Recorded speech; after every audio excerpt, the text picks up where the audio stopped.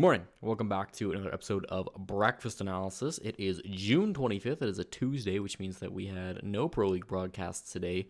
Unfortunately, so there wasn't a whole lot to do today. I guess there's USN, if you watch that. And we're going to be recording an episode of Breakfast Analysis. So that's what I'm choosing to fill my time with no Pro League today. If you missed the last episode, we talked about minor invites and how they could be improved. Right now, the current system, first come, first serve, has some problems. If you missed that episode, do go check it out. I'll link it down in the description. For this episode, I'm sure you've read the title already. We're going to be talking about the top 5 storylines for Pro League season number 10. And we're a few days in. At recording, we are 3 play days in for most regions, NA and EU. By the time you watch this, it'll probably be 4. We'll see how quick I am at editing this.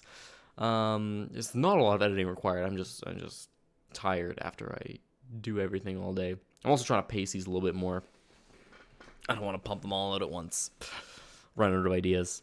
But so we're a couple days in, and I wanted to delay this until a couple days in, because I feel like before the season starts, it's hard to really get a grasp on which storylines are going to be worth following and which storylines are kind of just like, oops, dead ends, never mind, this isn't actually interesting. But this is a topic that I did really want to discuss, and I think it's going to be a pretty interesting one as well. A couple of honorable mentions. We're going to jump right into it, though. A couple of honorable mentions before we start with the top 5. Over in LATAM, I think the focus here is going to be one of the more interesting teams. It's going to be on Team Liquid. Bringing in Moringa, of course, with Zik retiring. This is starting to look like old Liquids. They have had 2 matches so far this season, both very tough games versus FaZe and won, but they've looked good in both of them. They lost versus FaZe. They won versus Team 1. I think it's going to be an interesting team to follow through the next couple of months in Pro League season number 10. See how they really adapt, because it seems like old Liquid could be back. We haven't really seen Liquid do well in a Pro League season since they won it in Season 7. And they've done good at majors compared to other LATAM teams. They did very good at the Invitational relative to the rest of LATAM. And just in general, they lost Empire in top 8. So that's no shame in that. So I think Liquid have had a bit of a rough past couple of years in Pro League at the very least, and so I think we might be getting back to old Liquid with this roster. We'll have to wait and see, of course. Another honorable mention are all the CL teams coming into North America and Europe. Of course, there are a ton of them, 4 with those 2 regions just combined. TSM are not coming out of that. Susquehanna Sonics coming out of Challenger League. Of course, the Revenge Tour starting a little bit slow so far. Luminosity Gaming, really hot out the gates, which is nice to see from a squad that I think a lot of people have been doubting for a long time. So they're still turning heads. Over in Europe, I think that Vitality, of course, really exciting for the French scene. This is a squad that's been together since Season 1. Course, always going to bring in the fans, always going to be exciting. And Na'Vi, another team that have just really captured the hearts of a lot of people. So I think all 4 of those teams have something to look forward to or worth watching out for. Vitality and Na'Vi have had meh starts to the seasons. Not bad, not good. Pretty middle of the pack. We're only 3 games in, of course. So it's a start. Very interesting to see where they go from there.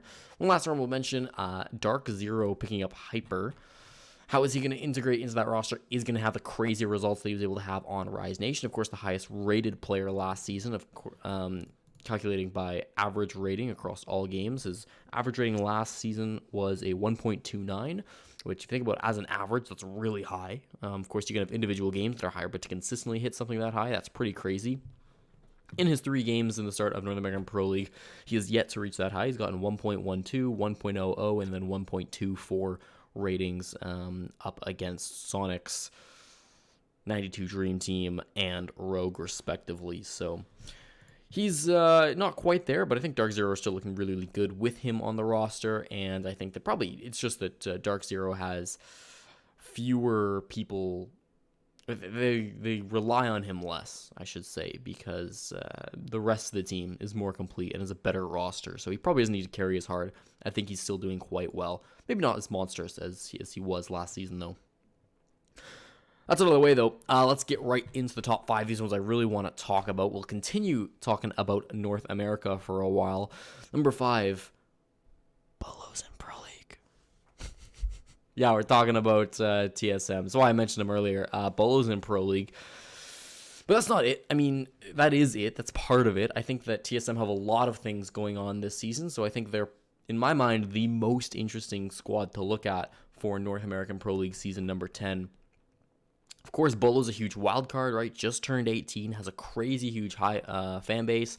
He's breaking all the records across the board for North American viewership, which is nice to see, I suppose. The squad themselves aren't doing super great. They've yet to win a game under the TSM org. They lost to 92 Dream Team. They tied with Space Station, Classic, and then they lost to Evil Geniuses. So a couple of hard games to start the season off, but hopefully they will be able to do a little bit better later on. And I don't think they've looked horrible. Merc also coming into this roster, I think a really interesting pickup. They were supposed to get Merc and Faults, and I was super hyped for that. Unfortunately, Faults fell through. Managed to wind up on Space Station Gaming instead, but Merc is still a very good player. He was super standout on Organized Chaos. He was not always the top fragger, sometimes Faults was, but he often was the top fragger, and he was always the flashiest player. He was getting the entry kills, he was going on clutches, or maybe not clutches, but going on kill and sprees right at the start of rounds and stuff. He was entering, he was roaming, he was being very aggressive, and he had great aim. Will it transfer over to Pro League? That's a question you want to talk about in terms of TSM. First 3 games, not really. It's still kind of been the achieved show, which has been Accelerate/TSM's problem for a long time. I think pretty much since they ended in the Pro League, it's been sort of all achieved, and the rest of this team kind of struggling to keep up. Merc and Bolo have been doing fine in their matches, but definitely Achieved still looks like the best player on this roster. I think if TSM want to do a little bit better this season, right? Last season they got 6th.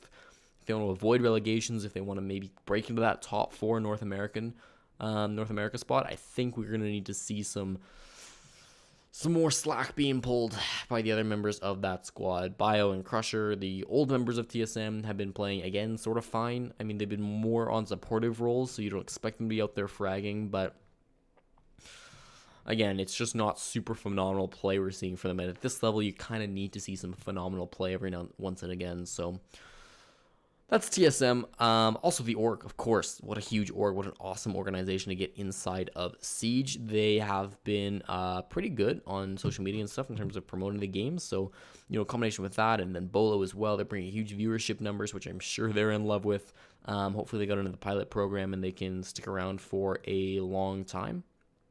And hopefully their team doesn't get relegated, because that would be sad if Bolo immediately leaves. That's one thing to talk about. I don't want to ramble too much on this, but you consider for a player with a big streaming career, you might be worried that he's just going to have a bad season, drop out of the league, and just go back to streaming. If doing both streaming and competitive Siege is too stressful, we see that with a lot of top CS pros. Maybe they go from being a player, and just esports pros in general, being a player into being a streamer.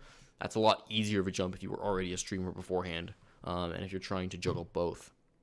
So that's my thoughts on TSM. They're an exciting team. Number 4, the European meat grinder. Who's going to go lose to Team Secret?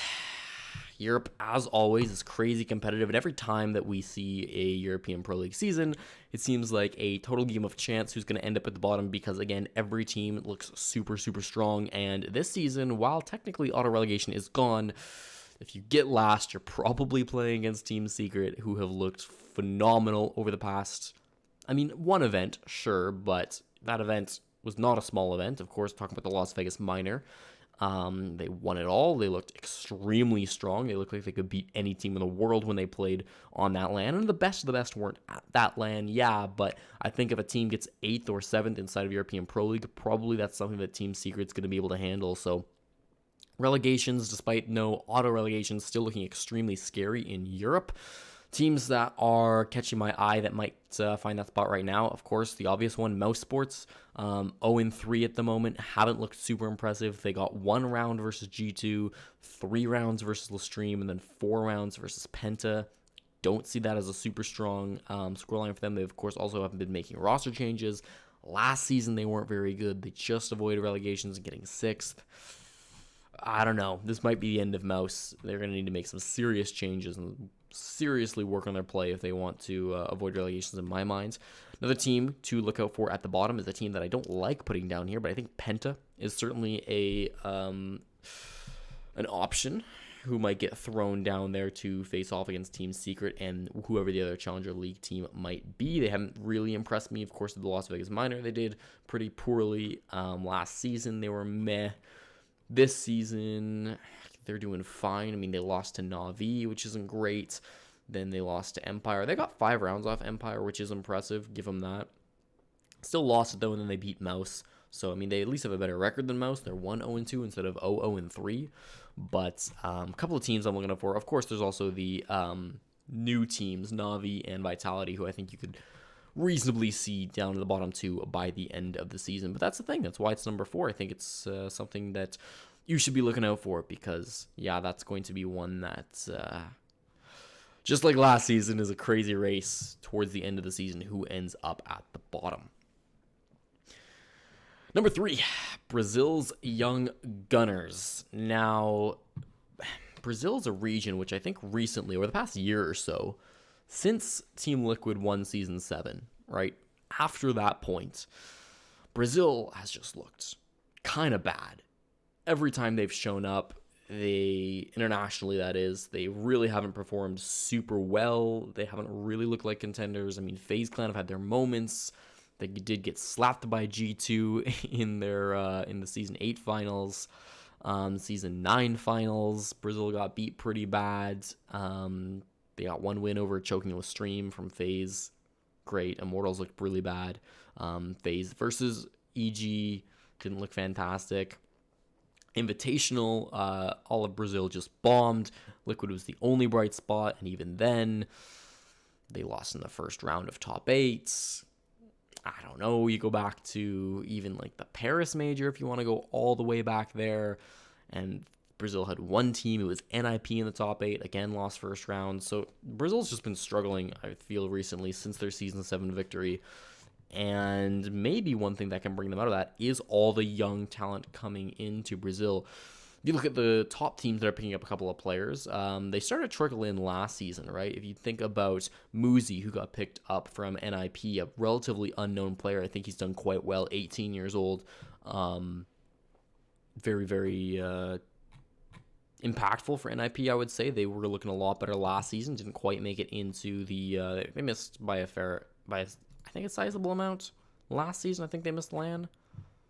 Like, they got 4th, 25. I mean, they got 25 points and Worlds qualified with 27, so not even really. But yeah, NIP are a team who I think are looking good with their new player. FaZe Clan as well have just picked up Ion last season. I couldn't find his age anywhere, but the guy looks younger than me, and I look like I'm 14, so there's no way he's older than 19 or 20. And he hasn't been playing comp for very long either. It looks like, according to Wikipedia, the start or maybe even the end of 2018, he started playing in competitive Siege. So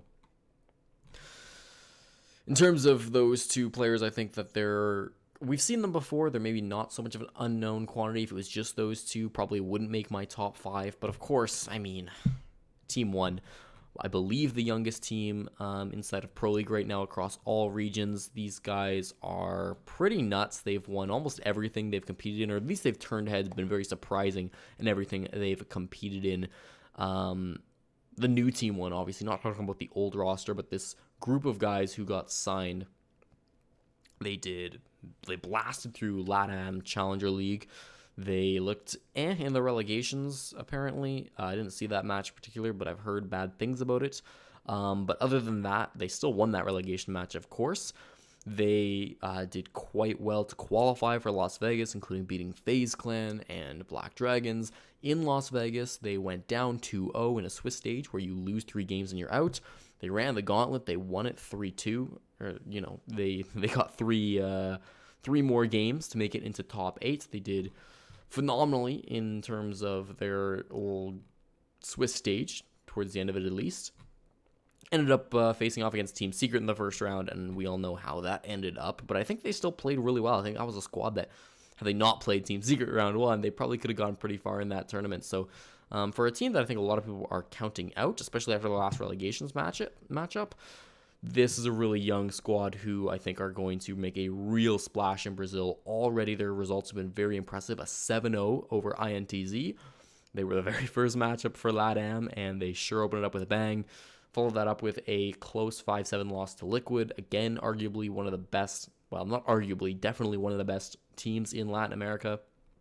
Historically, the best team in Latin America.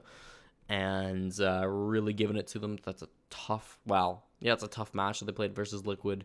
And Team 1, I think they're going to continue to do well in LATAM. I think they're expanding to top 4. This is my prediction. I wouldn't call it a top 5 super teams in LATAM yet, but I think the big 4 are sort of turning into a big 5 with Team 1 coming in here. And I think Black Dragons as well are looking all right. We'll see if they can maybe expand this to a top 6, which can really compete. But Team 1, and special shout out to Team 1. I don't know why, but these guys on Liquipedia have all of their information filled in. Nobody else does, really, on Liquipedia, but these guys have their date of birth, their favorite operators, they have their histories, they have their game specs, they've got their hardware, the mouse everybody uses. I don't know why these guys have it on their Liquipedia pages and not anybody else, but it's very helpful. You look at their ages, Lukid's 18, Skadina, excuse me if I'm pronouncing these wrong, also 18, Reduct 19, and then the other two guys, Falls and RHZ, both 20. So very, very young, an average age of 19.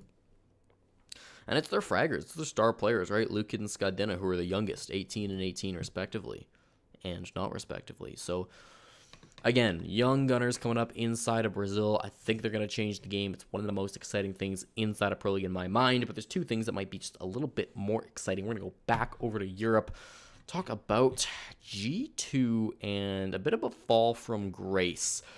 Now, it is early in season number 10. We were only 3 games in Europe again, but there have been some bad results from G2 here. They started off the season fine with a 7-1 win over Mouse. Great, well done. Then they lost 4-7 to Chaos, and then they lost 4-7 to Na'Vi. So G2 Esports haven't had the hottest start, and obviously Season 9 wasn't too good to them either. They didn't even make it to the finals for the first time. I don't even know how long, but they've won. I think they won between Seasons 1 and Season 8 half of the seasons. They won 4 out of 8 seasons, and then, of course, they didn't even qualify for the Season 9 finals. And people will talk about how they were maybe not trying in the first half of that season, but I think towards the second half of the season, G2, make no mistake about it, they were trying. They wanted to make it to Milan. Didn't happen, of course, and they lost a couple of those games. They felt like there was an issue inside of their team dynamic. They dropped Eunice. They pick up Uno, and I do feel bad for Uno. I mentioned it when he got picked up by the roster. I said, if G2 now have their falling out, if they start to not be the best team in the world, which is a tall thing to hold yourself up to. It's hard to maintain that status for a long amount of time, as G2 have. Uno's going to probably get a lot of blame, and I don't think he was, because I think the cracks were showing before Uno showed up. Obviously, G2, current world champions, they won the Invitational, they won the Major, they won the Invitational before that. They have a history of winning, and we shouldn't let 3 games cloud our judgment. But if they keep playing like they have been, there might be another Pro League final that G2 just miss out on. That leads us to our number 1 storyline to take a look at for Pro League Season 10. And you'll notice I've stayed away from APAC for every single point here. Well, I'll go to them for the big finale. However, it might not be what you're hoping for. I'm going to call this storyline the Fall of Japan, because Japan have been... There's some questions raising around them. This is not a storyline that's going to be answered until really the end of the season when we get to the APAC LAN and we see the Japanese teams face off against the Australians, the Southeast Asians, and the Koreans. But I'm a tad bit worried, because first of all, let's set the scene. Japan enters into Pro League in Season 6 with the rest of APAC. They qualify for the Pro League finals. They have some sort of representative in every single season from then until now. The only APAC region to do that, I believe it was Ainz and Mantis in Season 6, and then 7, 8, 9, it was Nora Fnatic, Nora Fnatic, Nora Fnatic. So Japan has always been at the Pro League finals. That's just been a constant. So Ubisoft looks at that. They say, well, let's make them the home team. They'll probably make it again, right? Season 10, Japan is, of course, hosting the Pro League finals. It's sort of their season. And I think it's probably the most likely season since the APAC was introduced that Japan don't actually make it. Norengo, of course, recently lost their best player in Waka. I believe he was their best player, at least. He is now retired and become a streamer. And they just haven't looked exactly the same since then. Excuse me. They, in Season 9 finals, lost to Fnatic in the first round. I think that Fnatic, with the change in Norengo, are way more solidly the best team in APAC. I think for a long time there, Norengo, or whoever the best Japanese team was the best team in APAC. I think that generally Japan was the better region, but now it definitely looks like with the strength of Fnatic and even lower squads such as Mindfreak and Orglis, it seems like AZN has overtaken Japan in terms of who's the best inside of APAC. Even if you look at even if you look at the current Pro League standings for APAC, they're only 2 play days in, which means that Norengo have played 2 maps versus the same team. They're played against Detonation Gaming, who got 3rd in Japanese Pro League last season, or Challenger League last season, excuse me. So they played them. They tied the first map 6-6, and they won the second map 7-4. So this is probably the worst team in the league, just on paper, because they're coming from Challenger League and 3rd in Challenger League. Only 3 Japanese teams moved up from Challenger League. So on paper, the worst team in the league, and Norengo start off the season with a tie versus them. It's just questionable, right? And so there's these cracks that are starting to show. I also think the rest of APAC are looking very, very good. You talk about other AZN teams, and I had already mentioned this, but there are some really good squads in there. Orglis are looking very good from last season. Mindfreak, again, are looking pretty good. I think these are squads that, despite not having historical success, and despite definitely playing second fiddle to Fnatic, are guys you got to take a look at when those APAC finals come around. There are some Asian teams who might just fall to the Australians, and we could see a region take both spots in APAC for the first time. I also think that Cloud9 are a squad you got to watch out for. Of course, just got this new org. A lot of people thought that, one of the things that was holding these guys back was the fact they really didn't have any support. They were working at McDonald's part-time while they played Siege competitively, and it's hard for them to practice. Well, now they've got the support. Now they've got the coaching staffs, everything that they could possibly need to enable them to be the best that they can be. They have so far dominated Korea. They've played 1 game, of course, 2 maps, but it was a 7-1, 7-1. So good start for them. I think that Cloud9, if they can get the practice in, probably another strong contender. I think probably more likely than Norengo. Maybe a bit of a stretch. You also look at Japan in terms of non-pro league events. The Valencia minor was announced. Obviously, teams going in there. Father's Back got invited, which is questionable. I don't know. They have lost both their maps so far in Japanese Pro League. Last season they got 3rd. Would be nice to see Cyclops or something. We'll see. Maybe they'll surprise me, but I don't expect that they'll do very well. So there's a lot of competition to Japan. It's a big season for them because they host it. And their top teams are just not looking as good as they have in seasons past. So that's why it is my top storyline to watch out for this season. Again, not going to come to fruition until the end of the season. We can see those APAC finals, see if Japan can actually make it to their home region and make it to the finals. SEA, I didn't really touch on them because they had a pretty poor performance in Vegas, and I don't know that they are really going to be contenders. They did well last season, though, in Season 9 APAC finals. They got both their squads to the semifinals, so maybe they'll do well. But that's going to be it for this video. I think we went pretty long, which I don't like doing, but away she goes. I am going to be traveling soon. I can't really say where or for how long, but I do want to keep doing these videos. The quality might not be the same that it is. Again, it's not really complicated videos that I'm doing here, but the backgrounds might change. The layout, this border might not really be here. I don't really know what I'll have access to, but there will be more videos. If you have any ideas for topics, or if you want to talk about any of these storylines that I talked about today, do feel free to comment down below. Do whatever you'd like. My Twitter's right there. More updates over there. And I will see you on the next one, whenever that may be. Again, might be a while because I'll be traveling, but stay tuned because that and so much more are coming up shortly. Thanks.